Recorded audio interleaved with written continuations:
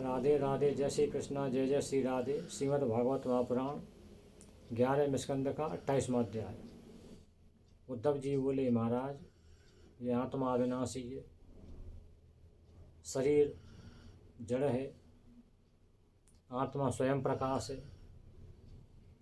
ये शरीर काठ के समान है, फिर भी ये जन्म मृत्यु का चक्कर क्यों लगा रहता है? जन्म होता है, मृत्यु होती है, ऐसा क्यों चलता रहता है? तो महाराज ने कहा, उद्धव जी कुछ नहीं है, ये एक कन्फ्यूजन है, एक भ्रम है।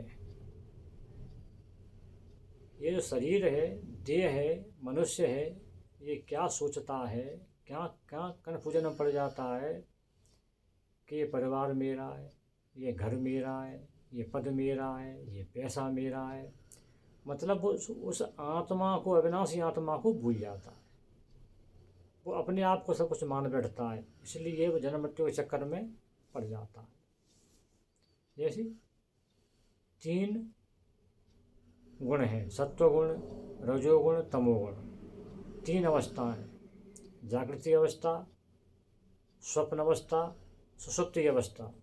3 भेद हैं, अधिदैव, अधिभूत, अध्यात्म।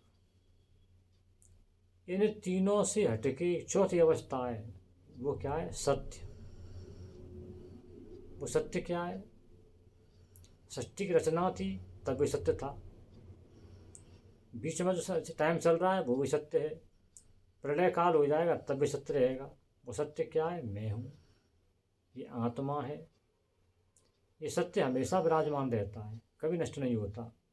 जो उन तीनों शक्तियों से पार पाके सत्य को, इस ब्रह्म को, इस आत्मा को पहचान जाता है, वो जन्म मृत्यु से बच जाता है। अब क्या होता है उद्धव जी महाराज, एक और कन्फ्यूजन होता है। साधना की किसी ने, वो निरंतर साधना कर रहा है, अच्छी साधना कर रहा है, साधना करते करते, नाम जप करते करते करते करते उसे सिद्धियाँ प्राप्त होने लगती हैं।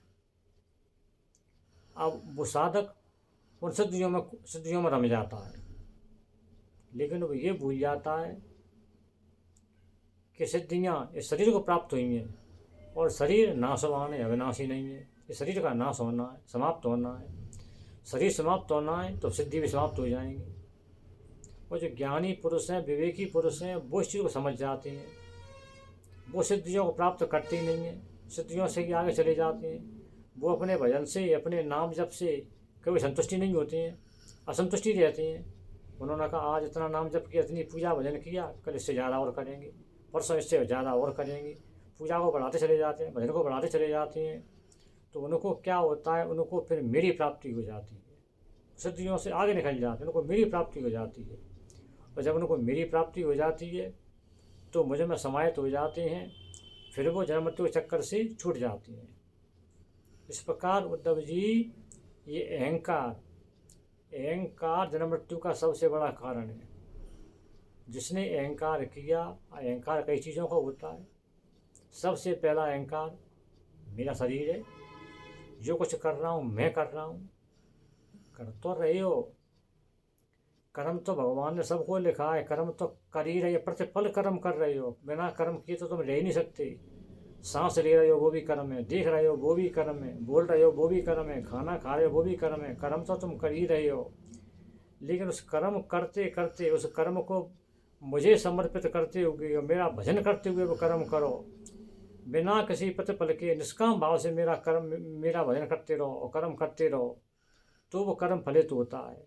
लेकिन अहंकार में सब भूल जाता है, ये मेरा है, वो मेरा है, दुनिया में मैं सब कुछ कर रहा हूँ, मैं नहीं करूँगा तो कैसे हो जाएगा, भगवान क्या करेंगे। वो आत्म तत्व को तो भूल ही जाता है। वो अहंकार उसको जन्म मृत्यु के चक्कर में पाड़े रहता है। और जो अहंकार से, तीनों शक्तियों से अलग हट गया, सिद्धियों से ऊंचा उठ गया, और जप करते करते फिर वो मुझ में समाविष्ट हो जाता है, उसको मेरी प्राप्ति हो जाती है। और फिर वो जन्म मृत्यु के चक्कर में नहीं पड़ता, उसका जन्म होता ही नहीं है, वो मेरे परम पद को प्राप्त हो जाता है, मेरे पास रहता है।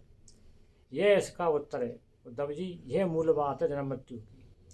राधे राधे, जय श्री कृष्णा, जय जय श्री राधे। जय श्री कृष्णा, राधे राधे।